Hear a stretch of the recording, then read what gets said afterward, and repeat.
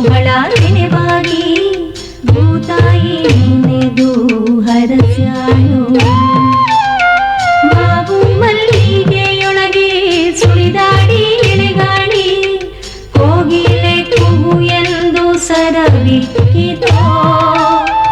ಅರಸರ ಕಥೆಯಲ್ಲ ಗುರುಗಳ ಮತಿಯಲ್ಲ ಬಿತ್ತಿ ಬೆಳೆದವರ ಪಾಡು ಹಾಡಾಯಿತೋ.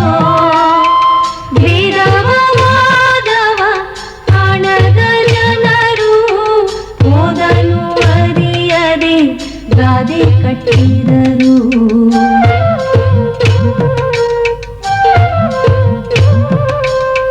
ಮಣ್ಣಲ್ಲಿ ಮಣ್ಣಾಗಿ ಕಂಪು ದಿಕ್ಕಿಗೆ ತುಂಬಿ ಜಗಕ್ಕೆಲ್ಲ ಸೂಸ್ಯಾರೋ ಸಿರಿಗಂಧ. ಜಗಕ್ಕೆಲ್ಲ ಸೂಸ್ಯಾರೋ ಸಿರಿಗಂಧ. ನಮಸ್ಕಾರ. ಸಿರಿಗಂಧ ಪರಿವಾರದ ಪರವಾಗಿ ನಿಮಗೆಲ್ಲರಿಗೂ ವತ್ಸಲ ಮೋಹನ್ ಬಯಸುವ ಸ್ವಾಗತ ಸುಸ್ವಾಗತ.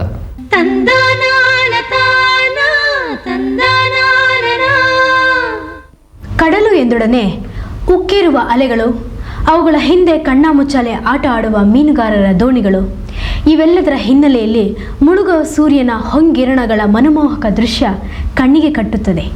ಉತ್ತರ ಕನ್ನಡದ ಜಿಲ್ಲೆಯ ಕಾರವಾರ, ಕುಮಟ, ಅಂಕೋಲ ಮುಂತಾದ ಕರಾವಳಿ ಸಮುದ್ರ ತೀರಗಳಲ್ಲಿ ಮೀನು ಹಿಡಿದು ಜೀವನ ಮಾಡುವ ಮೀನುಗಾರರನ್ನು ಮೊಗಬೇಲರು, ಅಂಬಿಗರು, ಗಂಗಾಮತಸ್ಥರು, ಬೆಸ್ತರು ಎಂದೆಲ್ಲ ಕರೆಯುವುದುಂಟು. ಒಡಲು ತುಂಬಲು ಇವರಿಗೆ ಕಡಲೇ ಆಶ್ರಯ. ಈ ಕಡಲ ಮಕ್ಕಳ ಬಗ್ಗೆ ಬೈರನಹಳ್ಳಿ ಶಿವರಾಮ್ ಅವರು ಹೇಳುತ್ತಾರೆ.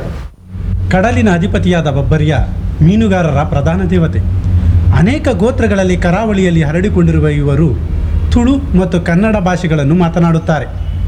ವೈವಿಧ್ಯಮಯವಾದ ದೋಣಿಗಳನ್ನು ಕಟ್ಟುವ ಕುಶಲಿಗರಿವರು. ಇವರ ಬಲೆಗಳಿಗೂ ಹಲವಾರು ಹೆಸರುಗಳುಂಟು.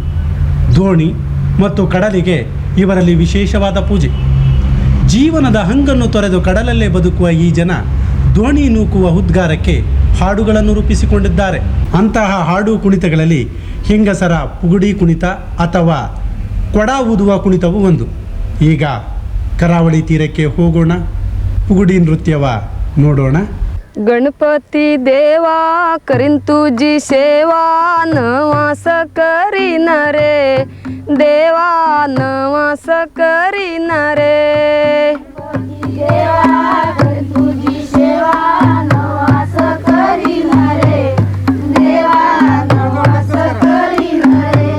पाच फुला पाच फळा दुर्वा घालीन रे देवा, दुर्वा घालीन रे.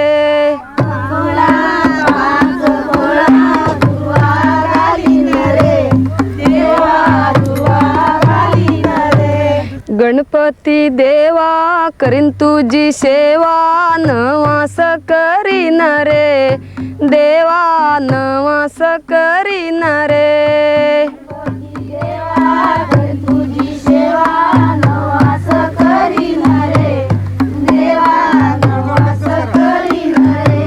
पाच फुला पाच फळा दुर्वा घालीन रे देवा, दुर्वा घालीन रे.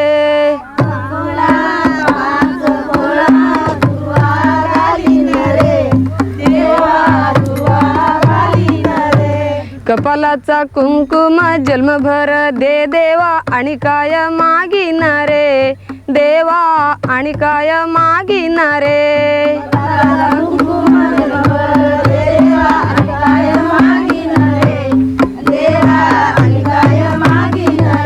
गणपती देवा करीन तुझी सेवा, नवास करीन रे देवा, नवास करीन रे.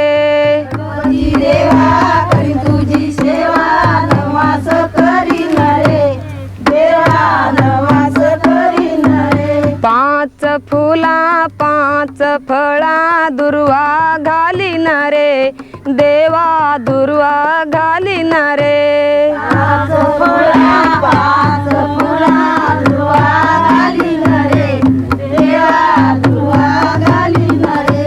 गळ्यातलं मंगळसूत्र जन्मभर दे देवा, आणि काय मागिन रे देवा, आणि काय मागिन रे. मंगळसूत्र जन्मभर दे देवा आणि काय मागिन रे देवा आणि काय मागिन रे. सखूबाईच्या भक्तीला पांडुरंग भुलविला. सखूबाईच्या भक्तीला पांडुरंग भुलविला. सकुला धाव घाली विठला. सकू गेली पंढरीला धाव घाली विठला. फुगडी घाल ग खोपाची लज्ज सोड ग लोकाची. फुगडी घाल ग गोपाची लज्जा सोड ग लोकाची. ग शिवशक्ती हरिनामाची भक्ती. घाल ग शिवशक्ती हरिनामाची भक्ती. फुगडी सै फुगडी सै फुगडी. अपू अपू अपू अपू अपू अपू अपू अपू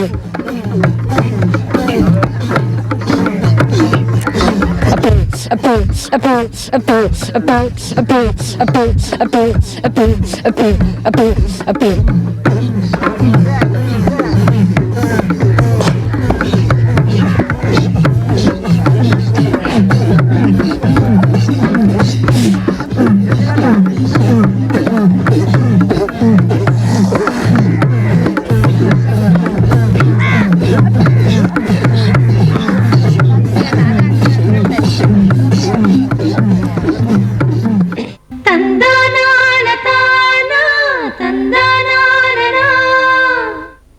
ವರ್ಷವಿಡೀ ಮೈಮುರಿಯುವಂತೆ ದುಡಿದು ಮಳೆರಾಯನ ಹನಿಗಳೊಂದಿಗೆ ತಮ್ಮ ಬೆವರ ಹನಿಗಳನ್ನು ಬೆರೆಸಿ ಭೂತಾಯಿ ಕೊಡುವ ವರಕ್ಕಾಗಿ ಬೇಡುವ ರೈತಾಪಿ ಜನಗಳು ಕಷ್ಟಜೀವಿಗಳು. ಉಸಿರಾಡಲು ಸಮಯವಿಲ್ಲದಂತೆ ಹಗಲಿರುಳು ದುಡಿಯುವ ರೈತಾಪಿ ಜನರಿಗೆ ವರ್ಷಕ್ಕೊಮ್ಮೆ ಸಂತಸ, ಅತ್ಯುತ್ಸಾಹದ ಸಂಭ್ರಮ. ಅದಾವ ಸಂಭ್ರಮವೆಂದು ಕವಿತಾ ಸಾಗರವರಿಂದ ತಿಳಿಯೋಣವೇ? ರೈತರಿಗೆ ಸಂತೋಷ ತರುವ ಸಮಯ ಸುಗ್ಗಿಯಲ್ಲದೆ ಇನ್ನಾವುದು? ಉತ್ತು ಬಿತ್ತಿ ಕಷ್ಟಪಟ್ಟು ಬೆಳೆದ ಪೈರು ಕೈಗೆ ಸಿಗುವುದಾದರೆ ಅದಕ್ಕಿಂತ ಬೇರೆ ಭಾಗ್ಯ ಯಾವುದಿದೆ?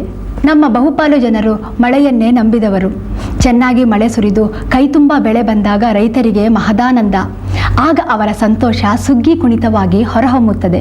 ಸುಗ್ಗಿ ಹಬ್ಬ ರೈತರ ಸಮಾಧಾನ ಸಂತೃಪ್ತಿಗಳ ಪ್ರತೀಕ.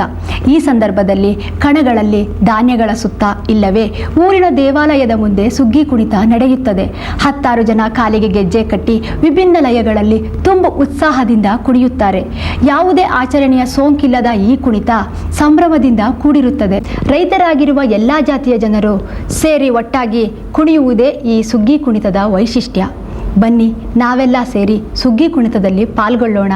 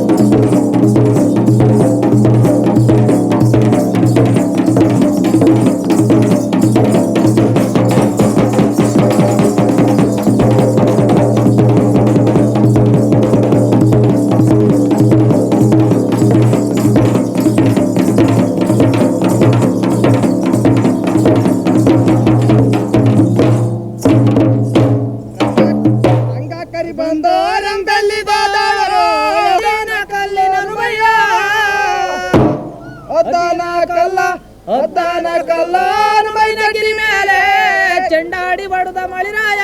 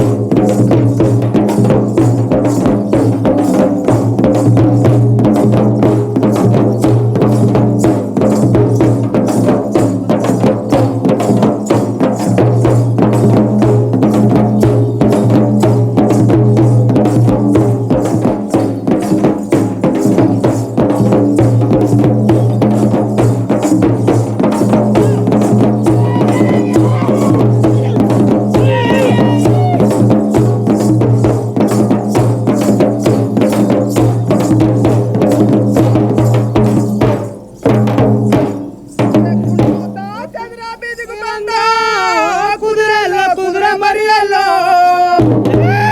ಕುದುರೆಲ್ಲೋ ಕುದುರೆ ಮರಿಯಲ್ಲ ನೀ ತಂದ ಚಂದ್ರಮಾನ್ಯರ ಮಗುಳಲ್ಲೋ.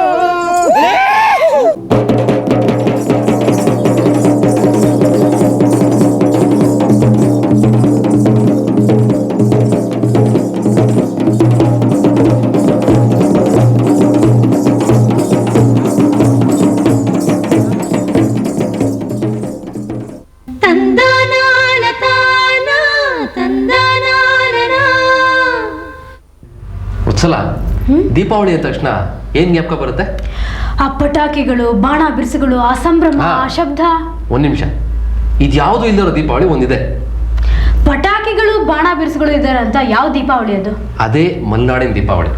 ಅದನ್ನ ನೋಡೋದಕ್ಕೆ ಸಾಗರದ ಮನೆಗೆ ನಂದಿತಾ ಅವ್ರ ಜೊತೆ ಹೋಗೋಣವಾ? ಗುಂಪಾಗಿ ಹಾಡುತ್ತಾ ಮನೆಗಳಿಗೆ ದೀಪವನ್ನು ಹಂಚುವ ಹಬ್ಬವನ್ನು ನಮ್ಮ ಮಲೆನಾಡಿನ ಜನರು ಬೆಳಕಿನ ಹಬ್ಬ, ದೊಡ್ಡ ಹಬ್ಬ ಎಂದೆಲ್ಲ ಹೇಳುತ್ತಾರೆ. ಈ ಹಬ್ಬ ಬಲಿಚಕ್ರವರ್ತಿಯ ಕಥೆಯ ಹಿನ್ನೆಲೆಯಲ್ಲಿ ನಡೆದು ಬಂದಿದೆ. ಮಲೆನಾಡಿನ ಜನರು ನರಕ ಚತುರ್ದಶಿಯಂದು ನೀರು ತುಂಬುವ ಶಾಸ್ತ್ರವನ್ನು ಸಹ ಮಾಡುತ್ತಾರೆ. ಆ ದಿನ ನೀವು ಬೇಕಾದರೆ ಬೂರನ್ನು ಆಚರಿಸಬಹುದು. ಬೂರು ಎಂದರೆ ನಿಮಗೆ ಗೊತ್ತಾ? ಬೂರು ಎಂದರೆ ಯಾರಿಗೂ ಗೊತ್ತಾಗದಂತೆ ನೀವು ಆ ದಿನ ಏನನ್ನು ಬೇಕಾದರೂ ಕದಿಯಬಹುದು. ಕದ್ದರೂ ಯಾವ ದೋಷವೂ ಇಲ್ಲವೆಂದು ನಮ್ಮ ಮಲೆನಾಡಿನ ಜನರ ನಂಬಿಕೆ. ನಮ್ಮ ಮಲೆನಾಡಿನಲ್ಲಿ ದೀಪಾವಳಿಯ ಹಬ್ಬದಂದು ಬಲೀಂದ್ರನ ಪೂಜೆ ಹಾಗೂ ನಂತರ ನಡೆಯುವ ಪಾಡ್ಯಮಿಯ ಹಬ್ಬದಂದು ಗೋವಿನ ಪೂಜೆ ನಡೆಯುತ್ತದೆ. ಆ ದಿನ ಗೋವುಗಳನ್ನು ಅಲಂಕರಿಸಿ ಊರಿನ ಬೀದಿಗಳಲ್ಲಿ ಮೆರವಣಿಗೆ ಮಾಡುತ್ತಾರೆ. ದೀಪಾವಳಿಯ ಹಬ್ಬವಾದ್ದರಿಂದ ಪ್ರತಿಯೊಂದು ಮನೆಯಲ್ಲೂ ಹಾಗೂ ಬೀದಿಗಳಲ್ಲೂ ಹಣತೆ ಹಾಗೂ ಪಂಜುಗಳು ಉರಿಯುತ್ತವೆ. ಬನ್ನಿ, ಈಗ ಮಲೆನಾಡಿನ ದೀಪಾವಳಿಯನ್ನು ವೀಕ್ಷಿಸಲು ನಾವು ಮಲೆನಾಡಿಗೆ ಹೋಗೋಣ. ದೀಪಾವಳಿ ಮಲೆನಾಡಿಗೆಲ್ಲ ದೊಡ್ಡ ಹಬ್ಬ. ಆದರೆ ಮಲೆನಾಡಿನ ವಿಶಿಷ್ಟ ಜನಾಂಗವಾದ ದೀವರು ಈ ಹಬ್ಬವನ್ನು ಆಚರಿಸುವ ವಿಧಾನವೇ ಬೇರೆ. ಅವರಿಗೂ ಇದು ಬೂರೆ ಹಬ್ಬ ಕೂಡ. ಮನೆಯೊಳಗಿನ ಮತ್ತು ಪಡಸಾಲೆಯ ಗೋಡೆಗಳಿಗೆ ಕೆಮ್ಮಣ್ಣು, ರಂಗೋಲಿಯ ಚಿತ್ತಾರ ಬರೆದು ಹೆಂಗಸರು ಹಬ್ಬದ ಸಿದ್ಧತೆ ನಡೆಸುತ್ತಾರೆ. ಬುಟ್ಟಿಗಳಿಗೆ ಬಣ್ಣ ಹಾಕಿ ಅಲಂಕಾರ ಮಾಡಿ ಮನೆಯನ್ನು ಸಿಂಗರಿಸುವುದೇ ಒಂದು ಸಡಗರ.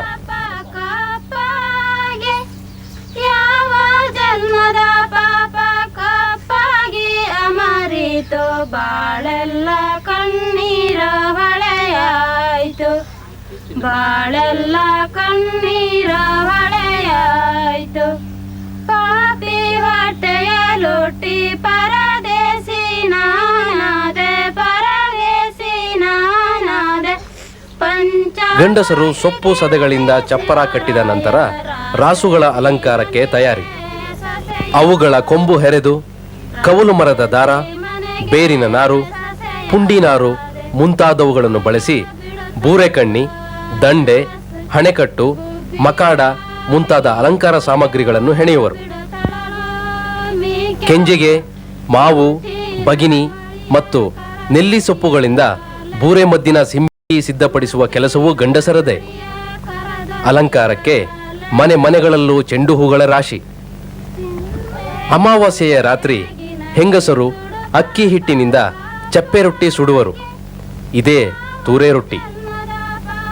ಉತ್ತರ ಕನ್ನಡ ಜಿಲ್ಲೆಯ ಸಿದ್ದಾಪುರ ತಾಲೂಕಿನ ಮನೆ ಎಂಬ ಊರಲ್ಲಿ ಆಚರಿಸಿದ ದೀಪಾವಳಿಯಲ್ಲಿ ನರಕ ಚತುರ್ದಶಿಯ ದಿನ ಹೆಂಗಸರು ಮಡಿಯಿಂದ ಮೊಗೆಯಲ್ಲಿ ತರುವ ನೀರೇ ಬಲೀಂದ್ರ. ದೇವರ ದೀಪಾವಳಿಯಲ್ಲಿ ರಾಸುಗಳಿಗೆ ಅಗ್ರಪೂಜೆ.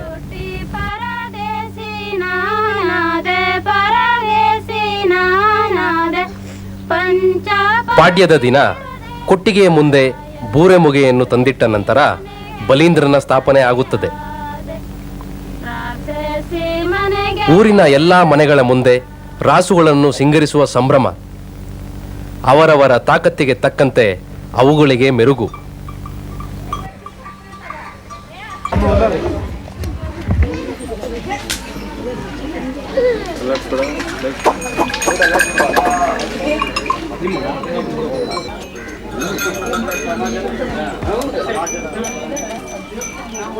ಅಲಂಕೃತ ರಾಸುಗಳಿಗೆ ಪೂಜೆ ಮಾಡಿ ಆರತಿ ಎತ್ತಿ ನೈವೇದ್ಯಗಳಾದ ರೊಟ್ಟಿ, ಕಡುಬು, ಹಣ್ಣು, ನೆಂದಕಾಳು ತಿನ್ನಿಸಿದರೆ ಮನೆಯವರಿಗೆಲ್ಲ ಸಂತೃಪ್ತಿ.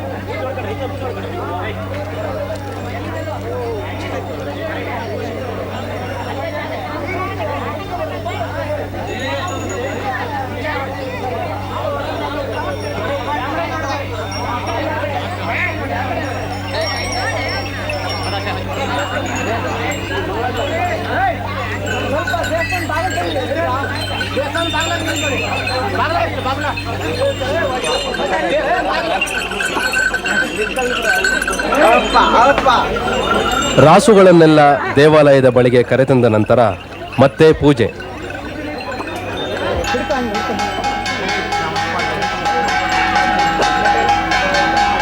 ಮಂಗಳಾರತಿ ಆದ ಮೇಲೆ ನಡೆಯುವ ನೂರಾರು ಈಡುಗಾಯಿಗಳ ಸೇವೆಯಲ್ಲಿ ಹುಡುಗರಿಗೆ ಕಾಯಿ ಹೆಕ್ಕುವ ತವಕ. ರಾಸುಗಳಿಗೆ ಆಗುವ ದೃಷ್ಟಿ ನಿವಾರಿಸಲು ಈಡುಗಾಯಿಗಳು ಪಟಪಟನೆ ಸಿಡಿಯುತ್ತವೆ.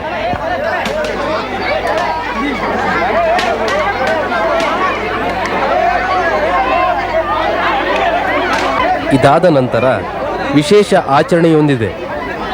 ಹುಂಡಿಕಾರ ಹೇಳಿದ ಸಮಯಕ್ಕೆ ಸರಿಯಾಗಿ ಎತ್ತುಗಳನ್ನು ಬಿಟ್ಟು ಬೇರೆ ದನಗಳನ್ನು ಊರಿನಿಂದ ಹೊರಕ್ಕೆ ಕಳುಹಿಸುತ್ತಾರೆ. ಇದಕ್ಕೆ ದನ ಬೆದರಿಸುವುದು ಎಂದು ಹೆಸರು.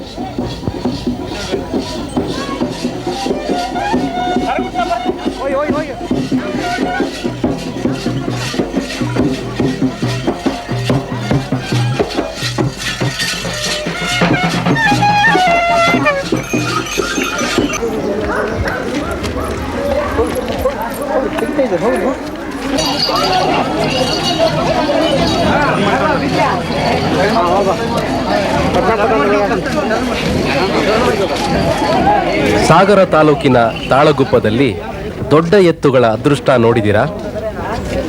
ಅಲಂಕೃತ ಎತ್ತುಗಳಿಗೆ ಊರಿನ ಅರಳಿಕಟ್ಟೆಯವರೆಗೆ ವಾದ್ಯದ ಸಮೇತ ಮೆರವಣಿಗೆ. ಮೆರವಣಿಗೆಯ ನಂತರ ಮನೆಗೆ ಬಂದ ಎತ್ತುಗಳಿಗೆ ಓಕುಳಿಯ ಸ್ವಾಗತ. ಕರ್ನಾಟಕದ ಕೆಲವು ಭಾಗಗಳಲ್ಲಿ ಸಂಕ್ರಾಂತಿಯ ಸಮಯದಲ್ಲಿ ಆಚರಿಸುವ ಕಾಟಮರಾಯನ ಹಬ್ಬ ಈ ಹಬ್ಬವನ್ನು ಸ್ವಲ್ಪ ಮಟ್ಟಿಗೆ ಹೋಲುತ್ತದೆ. ದೇವರ ದೀಪಾವಳಿ ಬದುಕಿಗೆ ನೆರವಾಗುವ ದನಕರುಗಳಿಗೆ ಕೃತಜ್ಞತೆ ಸಲ್ಲಿಸುವ ಹಬ್ಬ.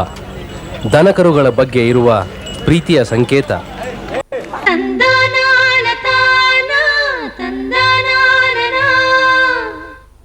ಗುಮ್ಮಟೆ ತಂಬೂರಿಗಳ ಗತ್ತಿಗೆ ಹಾಡುಗಳನ್ನು ಹರಿಸಿ ಕೇಳುಗರನ್ನು ಸಂಮೋಹನಗೊಳಿಸುವಂತೆ ಹಾಡು ಮಾತುಗಳಲ್ಲಿ ಕಥೆಯನ್ನು ಕಟ್ಟುವ ಅಪರೂಪದ ಕಲಾವಿದೆ ಶ್ರೀಮತಿ ಜಯಮ್ಮ. ಮೂಲತಃ ತೆಲುಗಿನ ಪ್ರಕಾರವಾದ ಬುರ್ರಕಥಾವನ್ನು ಕನ್ನಡೀಕರಿಸಿಕೊಂಡು ಕಥನ ಕಾವ್ಯಗಳನ್ನು ಜಯಮ್ಮ ಹಾಡತೊಡಗಿದರೆ ಪ್ರೇಕ್ಷಕರು ಮೈಮರೆಯುತ್ತಾರೆ. ಜಯಮ್ಮನ ಹಾಡಿನ ವೈಖರಿ, ಹಾವಭಾವಗಳು ಕಥೆಯೊಳಗಿನ ಬರುವ ಪಾತ್ರಕ್ಕೆ ಕಣ್ಣಿಗೆ ಕಟ್ಟುವಂತೆ ಮೂಡಿಸಿ ಮೋಡಿ ಮಾಡುತ್ತದೆ.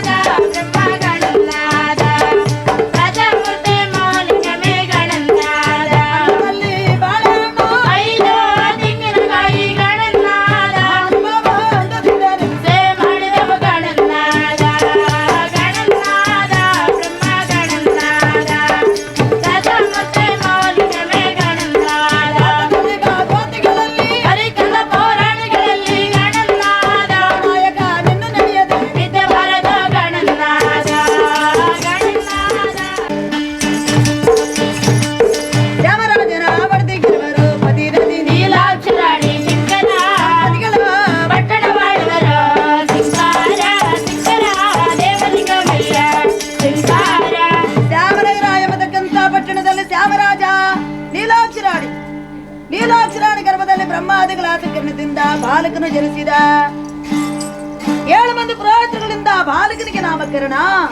ರಾಜರಾಜ ಮಾರ್ತಂಡ ತೇಜ ರಾಜಕಂಠೀರಭ ಚಕ್ರಾಧೀಶನಾಗಿರ್ತಕ್ಕಂಥ ಶ್ಯಾಮರಾಜನ ಸುಪುತ್ರನಾದ ಕಾಂಬೋದ ರಾಜ ಧನವಂತ ಕಾಂಬೋದಿಯ ಭೂಪಾಲ ಸಿಂಗಾರ ಸಿಂಗರ ದೇವಲಿಂಗಮಯ್ಯ ಸಿಂಗಾರ ವೈದ್ಯ ಸಮರಥೋ ಬಾಲಕನಾಗಿದ್ದನೋ ಸಿಂಗಾರ ಸಿಂಗರ ದೇವಲಿಂಗಮಯ್ಯ ಸಿಂಗಾರ ಜನಕನಾಗಿದ್ದಾನೆ. ಜನನಿ ಜನಕರ ಮಧ್ಯ ಮಗನನ್ನು ಅಲಂಕರಿಸಿದೆ. ಹೆಣ್ಣು ಮಕ್ಕಳಿಗೆ ಯಾರು, ಗಂಡು ಮಕ್ಕಳಿಗೆ ಯಾರು? ಹೆಣ್ಣು ಮಕ್ಕಳು 10ನೇ ವರ್ಷದವರೆಗೂ ಆರ್ತಿಗೊಂದು ಹೆಣ್ಣು ಹುಡುಗಿ ಜನಿಸಿಬಿಟ್ಟಿದೆ. ನನಗೆ ಸಾಕಪ್ಪ. 13ನೇ ವರ್ಷಕ್ಕೆ ಮುಂದಿನ ಮನೆಯಾಗಿ ಬೇರೆಗಳು. ಗಂಡು ಮಗನಿಗೆ ಯಾರು? ಜನಿಸಿದ ವರ್ಷದವರೆಗೂ ದೇವರು. 6ನೇ ವರ್ಷಕ್ಕೆ ರಾಜ, 7ನೇ ವರ್ಷಕ್ಕೆ ಮನೆ ಸೇವಕ, 16ನೇ ವರ್ಷಕ್ಕೆ ಸ್ನೇಹಿತ. 25 ವರ್ಷಗಳ ತುಂಬಿ ಅವನಿಗೆ ಲಗ್ನ ಬಗೆಹರಿಗಳಾಗಿ ಅವರಿಬ್ಬರು ದಂಪತಿಗಳು ನಮ್ಮ ಸಿಂಹಾಸನಕ್ಕೆ ಬಂದ ಮೇಲೆ ಶತ್ರುವಂತೆ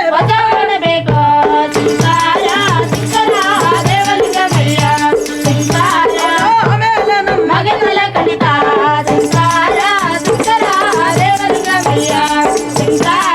ಮಗನಿಗೆ ಲಗ್ನ ಮಾಡಬೇಕು. ಜನನಿ ಜನಕರು ಮಾತನಾಡುವರು.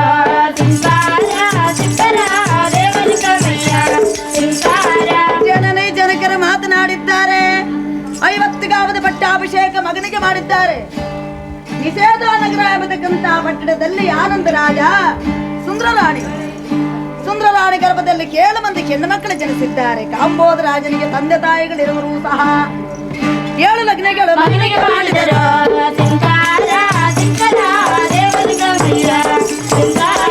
7 ಲಗ್ನಗಳು ಮಾಡಿಬಿಟ್ಟರು. ವೀರನ ಕಾಂಬೋದಿಗೆ ಕಣ್ಣಾಳು ಮಂದಿ ಮಾಡದಿಯ ಹೆಸರೇನೋ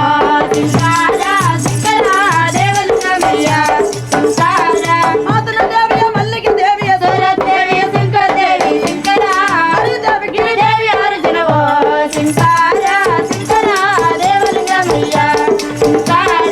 ಆರು ಮಂದಿ ಕಿರಿಯವರು ಕಿರುಬರುವ ಭಗೀರಥಿ ಶ್ರೀದೇವಿ ಲಕ್ಷ್ಮೀ ಶಂಕರ ದೇವರಲ್ಲಿ ಭಕ್ತಿ ಉಳ್ಳದ ಗಿರಿಕರಲ್ಲಿ ಪ್ರೇಮದ ಶಂಕರ ಗಣೇಶ ಕುಲ ಧರ್ಮ ಪತ್ನಿ ಶಂಕರ ದೇವಲಿಂಗಮಯ್ಯ ಶಂಕರ ಮಾತನ ದೇವಿ ಮಲ್ಲಿಗೆ ದೇವಿ ಸೂರತ್ ದೇವಿ ಸುಂಕತ್ ದೇವಿ ಹರಿದೇವಿ ಗಿರಿದೇವಿ 6 ಜನಕ್ಕೂ ಕಿರಿಯಮರ್ತಿ ಆಗಿರ್ತಕ್ಕಂತ ಶ್ರೀದೇವಿ. ದೇವರಲ್ಲಿ ಭಕ್ತಿ, ಹಿರಿಯಕರಲ್ಲಿ ಪ್ರೇಮ, ಸಾಟೇಶ ಕುಲ ಧರ್ಮ ಪತ್ನಿಗೆ 7 ಲಗ್ನಿಗಳೇ ಮಾಡಿದ್ದಾರೆ. ಜನನಿ ಜನಕರು ದೈವಾಧೀನವನ್ನು ಹೊಂದಿದ್ದಾರೆ.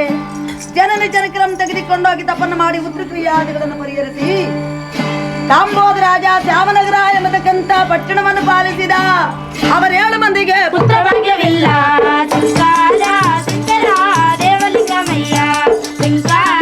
ಮಕ್ಕಳೆಲ್ಲದಿರ ಭಾಗ್ಯವ್ಯಾಧಿಗೆ ದಾನ ಮಾಡದಿರ ಆಸ್ತವ್ಯಾಧಿಗೆ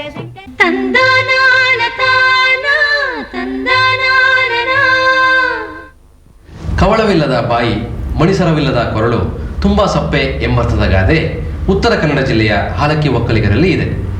ಹಾಲಕ್ಕಿ ಒಕ್ಕಲಿಗರ ವೇಷಭೂಷಣ ಬಹಳ ವಿಶಿಷ್ಟವಾದದ್ದು. ಹೆಣ್ಣು ಮಕ್ಕಳು ಬಣ್ಣ ಬಣ್ಣದ ಮಣಿಸರಗಳನ್ನು ಕೊರಳ ತುಂಬ ಹಾಕಿಕೊಂಡಿರುತ್ತಾರೆ. ಕಾಮನ ಬಿಲ್ಲಿನಲ್ಲಿ ಮೂಡುವ ಎಲ್ಲ ಬಣ್ಣಗಳು ಇವರು ಧರಿಸುವ ಮಣಿಸರಗಳಲ್ಲಿ ತುಂಬಿರುತ್ತವೆ. ಹಾಲಕ್ಕಿ ಹೆಣ್ಣು ಮಕ್ಕಳಿಗೆ ಮಣಿಸರಗಳೇ ಕುಪ್ಪಸ. ಬದುಕಿನ ಸಂಭ್ರಮ ಉತ್ಸಾಹವೆಲ್ಲ ಅವರ ಹೆಣ್ಣು ಮಕ್ಕಳ ಕೊರಳ ಮಣಿಸರಗಳಾಗಿ ಮಿಂಚುತ್ತವೆ. ಬದುಕಿನ ಬಣ್ಣಗಳು ಇಲ್ಲಿವೆ ನೋಡಿ. ತುಂಬೆ ಬರುವ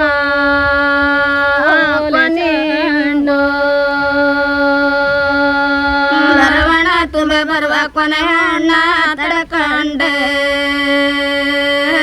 ಕೋಟೆ ಕೈಯ ಮುಗೋದಿರುವ ತುಂಬೆ ಬರುವ ಕೊನೆಯ ಹಣ್ಣ ತಡಕಂಡೆ ಕೋಟೆ ಕೈಯ ಮುಗೋದಿರುವ ಕೋಟೆ ಕೈಯ ಮುಗುದಿರುವ ದೇವರೇ ಚಬ್ಬೆ ತುಂಬೆ ಬರುವ ಚೋಳುಗೋ ಅದು ಕೋಟೆ ಕೈಯ ಮುಗುದಿರುವ ದೇವರೇ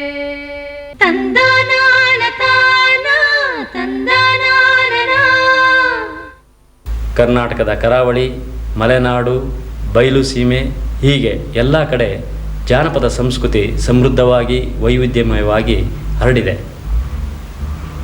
ಕಡಲಲ್ಲಿ ಕೆಲಸ ಮಾಡುವ ಮೀನುಗಾರರ ಬದುಕಾಗಲಿ, ಹೊಲಗದ್ದೆಗಳಲ್ಲಿ ದುಡಿಯುವ ರೈತರ ಬದುಕಾಗಲಿ ಎಲ್ಲವೂ ಒಂದೇ. ಆದರೆ ಅವರವರ ವೃತ್ತಿಗನುಗುಣವಾಗಿ ಕ್ರಿಯಾಶೀಲತೆಯ ಅಭಿವ್ಯಕ್ತಿ ಪಡೆದಿದೆ. ಸುಪ್ರಸಿದ್ಧ ಹಾಡುಗಾರ್ತಿ ಜಯಮ್ಮನವರ ಪರಿಚಯ ನಿಮಗಾಯಿತಲ್ಲವೇ? ಇಂಥ ತಾಯಂದಿರು ನಮ್ಮ ನಾಡಿನಲ್ಲಿ ಸಾವಿರ ಸಾವಿರ ಮಂದಿ ಇದ್ದಾರೆ. ಎಲೆಮರೆಯ ಕಾಯಿಯಂತೆ ಎಷ್ಟೋ ಕಲಾವಿದರು ಇನ್ನೂ ಇದ್ದಾರೆ. ಅವರೆಲ್ಲರ ಪ್ರತೀಕ ಪ್ರತಿನಿಧಿ ಈ ಜಯಮ್ಮ. ಹೆಣ್ಣು ಮಕ್ಕಳ ಉಡುಗೆ ತೊಡುಗೆಗೆ ಸಂಬಂಧಪಟ್ಟಂತೆ ಹಾಲಕ್ಕಿ ಜನಾಂಗ ಸಂಪ್ರದಾಯವೊಂದಕ್ಕೆ ಕಟ್ಟು ಬಿದ್ದಿದೆ. ಆ ದೃಷ್ಟಿಯಿಂದ ಹಾಲಕ್ಕಿ ಹೆಣ್ಣು ಮಕ್ಕಳು ಧರಿಸುವ ಮಣಿಸರಗಳು ಅವರ ಕೊರಳಿಗೆ ಹಾಕಿದ ಸಂಪ್ರದಾಯದ ಸಂಕೋಲವೋ ಹೌದಲ್ಲವೋ.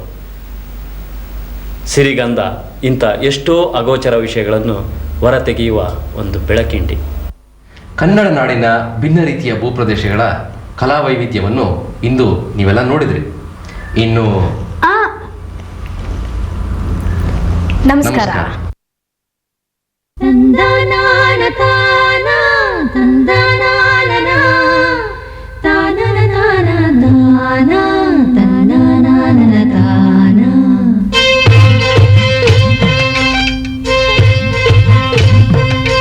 ಕರುನಾಡ ಮೂಡಲಲ್ಲಿ ಬೆಳ್ಳಿರಾಯರು ಬೆಳಗಿ ಬಣ್ಣದ ನವಿಲು ಕುಣಿದಾವು.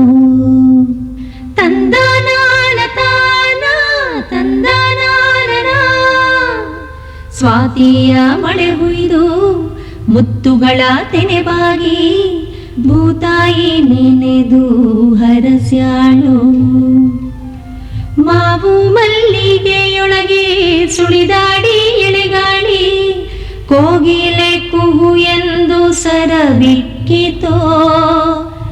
ಅರಸರ ಕಥೆಯಲ್ಲ ಗುರುಗಳ ಮತಿಯಲ್ಲ ಬಿತ್ತಿ ಬೆಳೆದವರ ಪಾಡು ಹಾಡಾಯಿತೋ.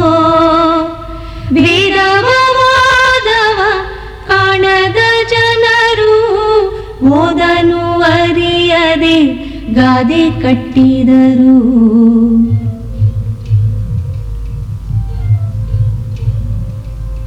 ಮಣ್ಣಲ್ಲಿ ಮಣ್ಣಾಗಿ ಕಂಪು ದಿಕ್ಕಿಗೆ ತುಂಬಿ ಜಗಕ್ಕೆಲ್ಲ ಸೂಸ್ಯಾರೋ ಸಿರಿಗಂಧ. ಜಗಕ್ಕೆಲ್ಲ ಸೂಸ್ಯಾರೋ ಸಿರಿಗಂಧ.